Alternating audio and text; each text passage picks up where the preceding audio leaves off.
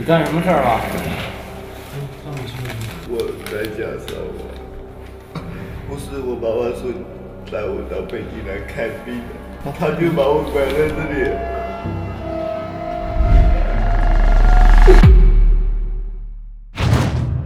Imagine a place so secret, so hidden from the world, that the people inside it are forced to suffer in silence. A place where families are torn apart, where children are ripped from their parents, and where the truth is destroyed in the dead of night. In China, these dark places exist, and for years, the government has done everything it can to keep them a secret. But some brave souls have risked everything to speak out and expose the horrors taking place behind closed doors. In 2019, officials took extreme measures to cover up their tracks, burning documents that could reveal the terrifying reality of these camps. But what happened inside these camps is far worse than anything you could imagine, and it doesn't stop there. There's a shocking twist involving China's youth, internet addiction, and military-style treatment camps that is even more disturbing. Watch this video until the end to discover the horrifying truth behind the Chinese government's crackdown on its own people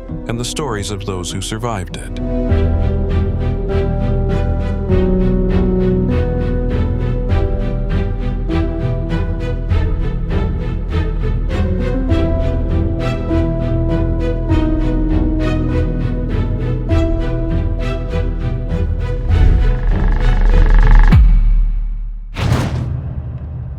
In recent years, China has been hiding a dark and disturbing secret. The Chinese government has been working tirelessly to cover up the existence of secret detention camps, where human rights are systematically crushed. These camps, designed to imprison and silence entire populations, have remained largely hidden from the world. But former detainees and even former workers at the camps have come forward to reveal the terrifying truths about what happens inside. One of the most chilling revelations came in 2019 when Chinese officials, desperate to keep their operations a secret, orchestrated a covert mission to destroy all evidence of the camps. In a shocking move, they set a massive fire that burned for a full week, consuming documents, files, and anything else that might expose the reality of these detention centers. These detention camps were not just places for imprisoning people.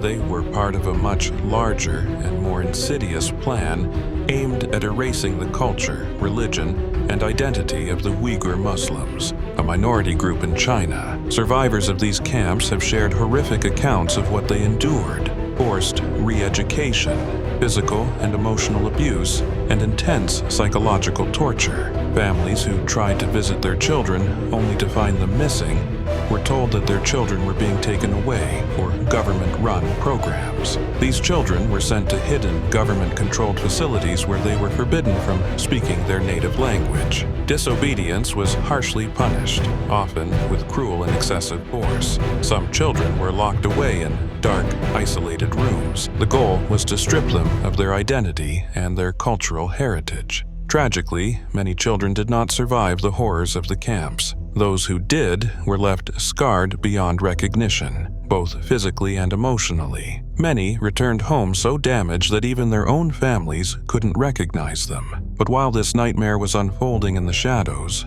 another crisis was brewing in China, one that would fuel even more extreme government action. By the early 2000s, the internet had become an integral part of Chinese life, especially for teenagers. The rise of online gaming and internet cafes created a new culture of digital addiction. Kids would spend hours glued to their screens. The obsession with gaming and the internet was seen as a danger to children's education, their physical health, and their relationship with family and society. The Chinese government launched a series of raids on internet cafes, cracked down on online gaming, and imposed strict regulations to control the amount of time kids could spend online. Despite these efforts, the problem only seemed to get worse. In 2008, the government declared internet addiction a mental disorder, triggering a wave of media campaigns designed to stigmatize those affected. The government compared internet addiction to drug addiction, even going as far as to liken kids who spent too much time online to heroin addicts.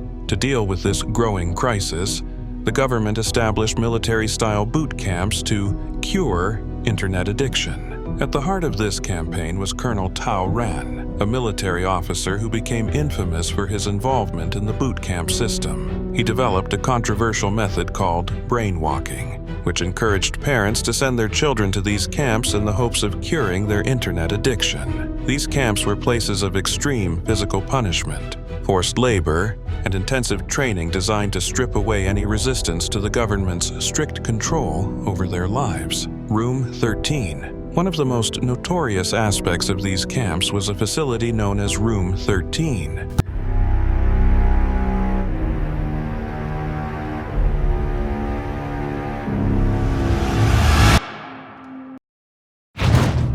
This was where the children and teenagers were sent if they were considered problematic or in need of extreme rehabilitation. In Room 13, kids were subjected to electroshock therapy, a brutal and painful procedure that was often performed with little or no medical supervision. 有的孩子在上网上到非常极端的时候了，怕这个上厕所连解小便什么的影响他上网打游戏，他带上尿不湿，所以我们所以说称为他电子海迷。 Some survivors of these treatments described the sensation as though a needle was being driven directly into their brain.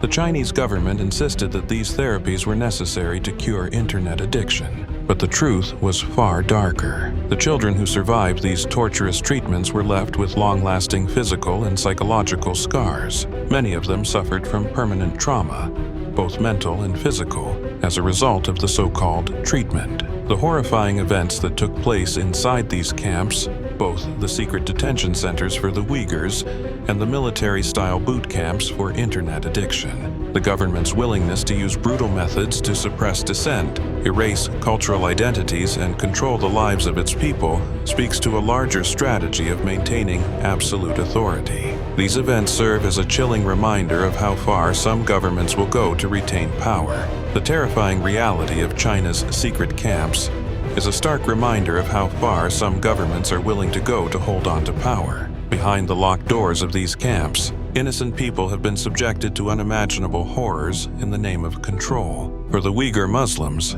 this was more than just a political move. It was an attack on their very identity, culture, and faith. Families were torn apart, children were abducted, and lives were shattered under the brutal methods of forced re-education. Survivors have shared gut-wrenching stories, revealing how the government worked tirelessly to erase all traces of its oppressive actions, even going so far as to destroy evidence in a massive bonfire. At the same time, another dark chapter was unfolding, one that affected China's youth. What began as a cultural shift towards the internet turned into a full-blown crisis. Teens and children were spending hours online, neglecting their studies, health, and social lives. In response, the government rolled out a series of harsh measures, including the creation of military-style boot camps aimed at curing internet addiction. These camps became infamous for their brutal tactics: electroshock therapy, physical punishment, and forced labor designed to break the will of the young people they held captive. Among the most shocking aspects was the so-called Room 13, where children were subjected to excruciating electroshock treatments. Many of these children didn't survive the psychological and physical trauma. This isn't just about internet addiction or ethnic repression. It's about a government's willingness to crush anyone or anything that stands in its way. The brave survivors who have shared their stories are shining a light on this dark truth, and it's their voices that remind us that we must never turn a blind eye to injustice. These stories show us the importance of speaking up, fighting for freedom, and remembering that no matter how tightly a government tries to control its people, the human spirit can never be fully silenced. If you found this story as shocking as we did, make sure to like, comment, and subscribe. We've only scratched the surface of the hidden truths out there. Stay with us,